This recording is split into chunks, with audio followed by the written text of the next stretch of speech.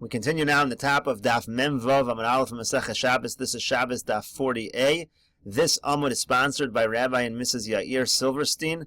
Thank you for your sponsorship. If you would like to sponsor an Amud or a Daf, please see the description box below for how you can do that. So the Gemara here was discussing a machlokas between Rabbi Yochanan and Reish Lakish about moving around a menorah. Rabbi Yochanan said you can't move around the menorah at all. Reish Lakish said it depends. If it's a large menorah, you're allowed to move it. If it's a small menorah, if it's a large menorah, you're not allowed to move it. If it's a small menorah, you are allowed to move it. And the Gemara said, well, what's the problem? The Gemara said it's a problem because a person is kovea lo makam. A person establishes a certain place for this item, and therefore it's considered muksa. It can't be moved from that area on Shabbos. So the Gemara now is questioning this concept of kovea lo makam, that it creates muksa, from a statement of Reb Chia by Akilas Chasanim. Akilas Chasanim is a canopy that a person puts over a bed, and Reb Chia said, mutar l'natoso, mutar l'farka b'Shabbos. A person can spread this canopy on Shabbos, a person can take it down on Shabbos. Rashi explains, it's not a problem of binyan and stira, because it's a slanted roofed, it's a slanted canopy. It doesn't have a roof of a tefach.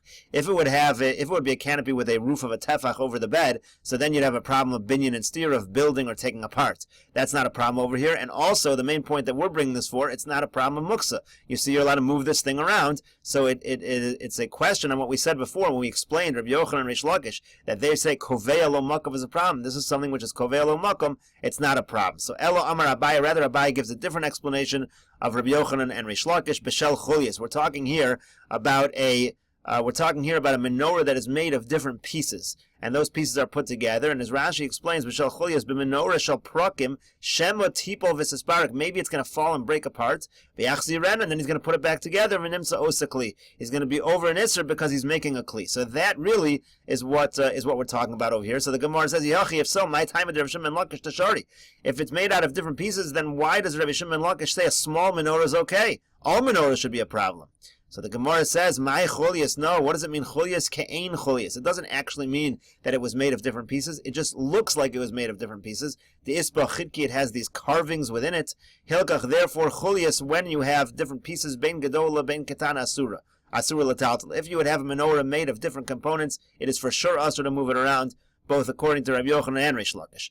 Gedola nami de isba chidki. Now also, if you have a large menorah where it has these carvings, so gezeira atu gedola dechulias. They're going to make a decree. Both Reish Lakish and Rabbi Yochanan will make a decree by a large menorah, because it was very common to have large menorahs made out of different pieces. So a person's going to see the chidki, he's not going to realize what it is. Everybody agrees that's a problem.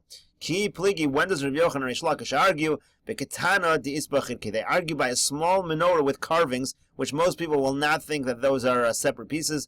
Mar savar gazrin and umar savar lo gazrin. One says nevertheless. That's Rabbi Yochanan says. That's Rabbi Reish Lakish says nevertheless we make a gezerah. Rabbi Yochanan says nevertheless we make a gezerah. Reish Lakish says by a small menorah we do not make that gezerah. So the Gemara says, Umi Amar Rabbi Yochanan hachi. Does Rabbi Yochanan really hold like Rabbi Yehuda, that he holds of muksa, that he's strict about muksa like Rabbi Yehuda, and not like Rabbi Shimon? V'amar Rabbi Yochanan, but Rabbi Yochanan said in a different place, halacha kestam mishnah, that the halacha in general follows a stam mishnah. Utanan, and we have a mishnah, a stam mishnah, which seems to indicate like Reish Lakish. This is a mishnah we quoted earlier.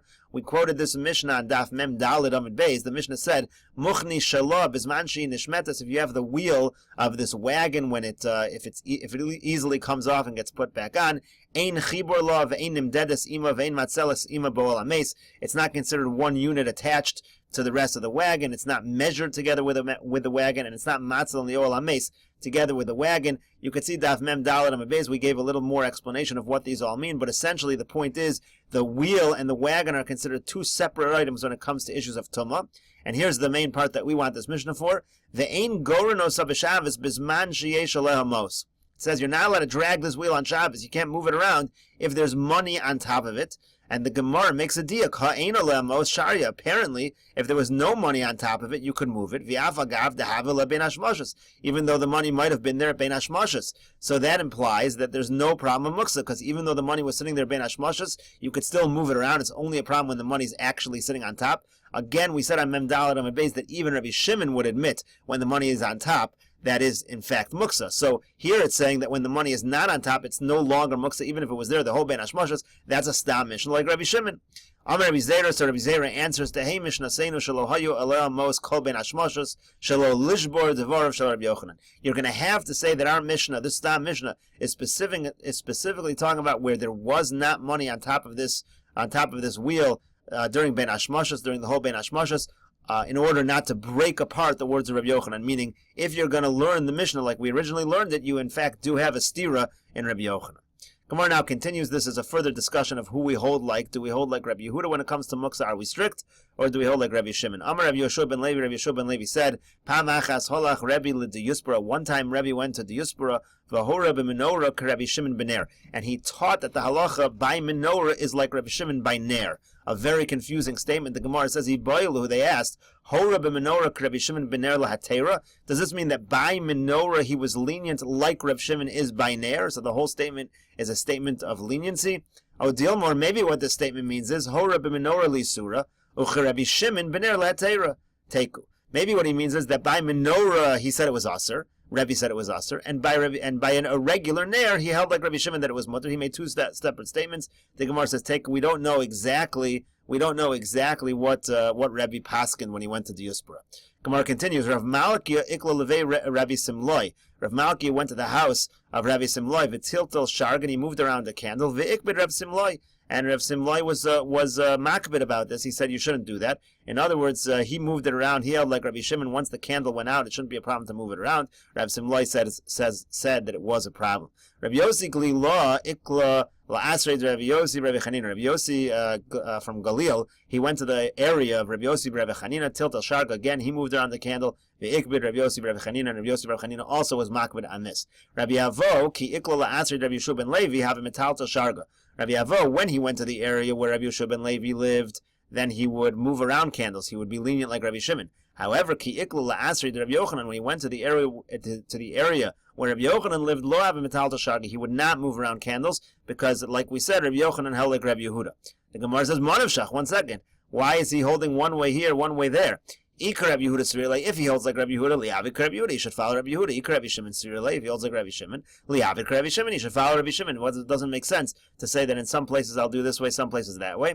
The Gemara explains, Liolam Rabbi Shimon Svirele, really he did hold like Rabbi Shimon, umisham kevoda de Rabbi Yochanan hu de lo havi avid, but he wanted to show a certain honor to Rabbi Yochanan, and therefore when he went to Rabbi Yochanan's place, he was strict like Rabbi Yochanan. The Gemara continues, Amar Rabbi Yehuda says, Sharga de Mishcha, if you have a candle that is lit with oil, Shari letiltula, that's okay to move that around. Rashi explains, Shari letiltula, Achar shekava Rabbi Shimon de lo mois, it's not disgusting. Since it's not disgusting, it's usable for some other things, for some other items, we say that you're allowed to move it around. However, the nafta, if the oil that was used was naft, so then asr letiltula, it is actually asr to move it around. Rashi explains, Aval benefta de misrach, it smells bad. It's disgusting. Afilu Rabbi Shimon moda de lo chazi al malachto. In such a case, the thing is only fit. As we said, there are certain cases where Rabbi Shimon is in fact strict. Over here, where it's only fit to be lit, and there's nothing else you can do with this thing, even Rabbi Shimon would admit that it would be considered muksa. Rabba Rav Yosef Damri Tarvai, but Rabba and Rav Yosef both say the nafta nami shari letiltul. Even if it's nafta, it's also permitted to move it around. Because you can use it to cover up a kli. You can use it for that small purpose. That is enough to not be considered muksa. The Gemara continues with a related story. Rav Avya ikla levei Rava. Rav Avya went to the house of Rava. Have a meisen bekari betina. His feet were dirty with mud. Asive apurya, and he was sitting by the bed. Kame de Rava, in front of Rava, Ikbid Rava, and Rava was upset that he was making things dirty in the house.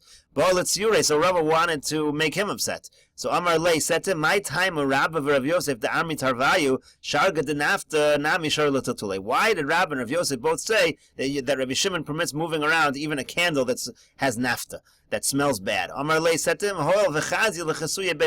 he said, you know why it's okay? Because you could use it to cover a kli. So now Rava said back, oh, you think that's a good answer? Ela me'ata, but according to that, kol et sororo shebechatzer metavlin, all pebbles in a chatzer you can move around. Hoa v'chazi l'chasui b'mana, because you could use it to cover up a utensil. So he answered him, Amar Lei said, ha ika toras kli oleh, hani leka toras kli oleh. These ones, they consider at least a kli in the first place, something that's used as for a candle, that's considered a kli. the rocks, the tzroros, are not kalim at all, and they certainly would not be allowed. Milo Tanya, did we not learn in a brisa? And the Gemara will continue this discussion on Daf Mem Vav Amud Beis in the next video.